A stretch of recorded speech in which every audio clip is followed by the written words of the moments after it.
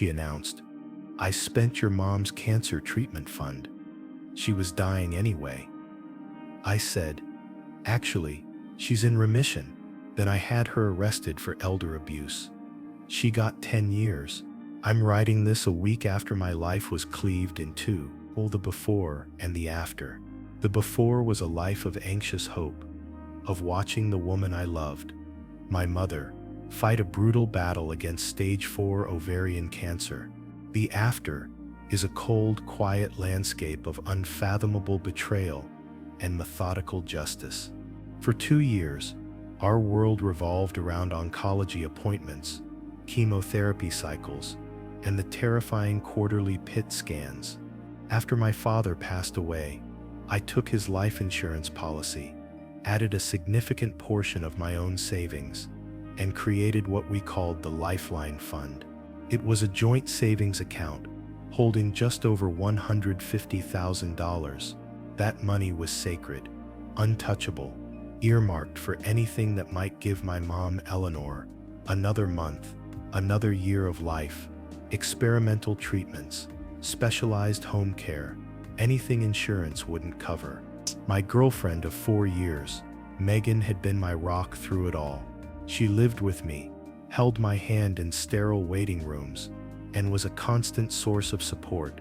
I trusted her so completely that I gave her a debit card for the Lifeline account, in case an emergency with my mom's care came up while I was at work.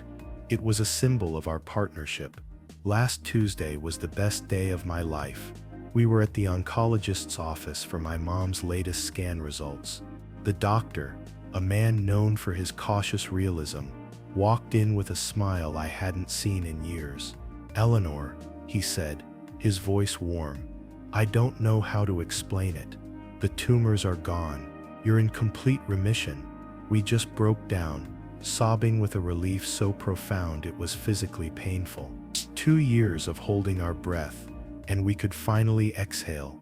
Remission wasn't a cure, but it was a future.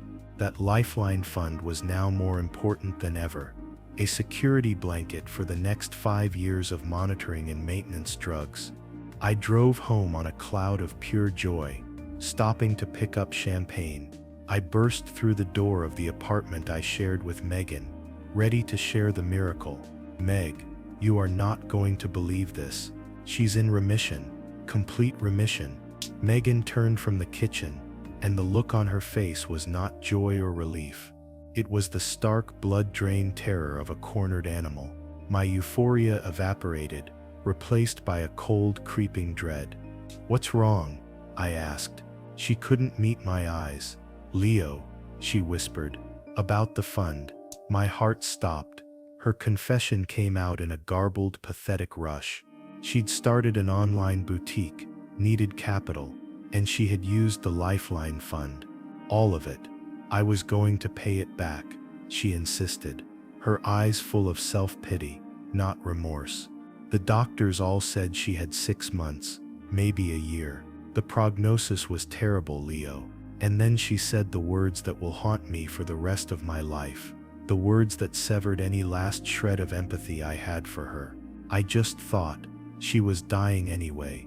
I wanted to build something for us, for our future. I thought I could make something good out of a horrible situation." The silence that followed was thick with the magnitude of her monstrosity. She hadn't just stolen money. She had looked at the grim prognosis of the woman who had treated her like a daughter and saw a business opportunity. She had placed a bet on my mother's death. A switch flipped in my brain. The hurt was replaced by an ice-cold clarity. "Actually, Megan," I said, my voice devoid of any emotion, "she's in remission." "What? But that's good, right?" she asked, confused. "No," I said, stepping back from her. "It's not good for you. You seem to misunderstand. That fund was for the next 5 years of scans that cost $5,000 a pop. It was for the maintenance drugs that cost $10,000 a month. You didn't just spend the money for her to die peacefully. You stole her chance to live." I took out my phone. "What are you doing?" she asked, a flicker of real fear in her eyes. "My mother is a 65-year-old cancer patient. I said, dialing. You, a person in a position of trust, systematically stole her entire life savings under the assumption she would be dead soon. That isn't a relationship problem, Megan. That is a felony. Specifically, it's financial elder abuse. You can't, she pleaded. It was a mistake.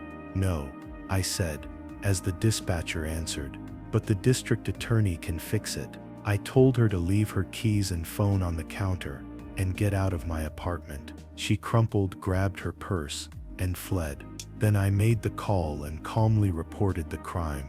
The after had begun. The investigation was swift. I pulled every bank statement. The withdrawals were a nauseating timeline of her greed.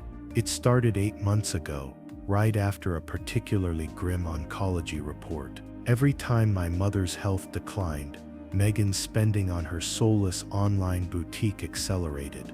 She was liquidating assets based on a death watch. My mother's reaction to the news was one of profound sorrow. "Oh, Leo," she whispered, "that poor broken girl. I'm not sad about the money.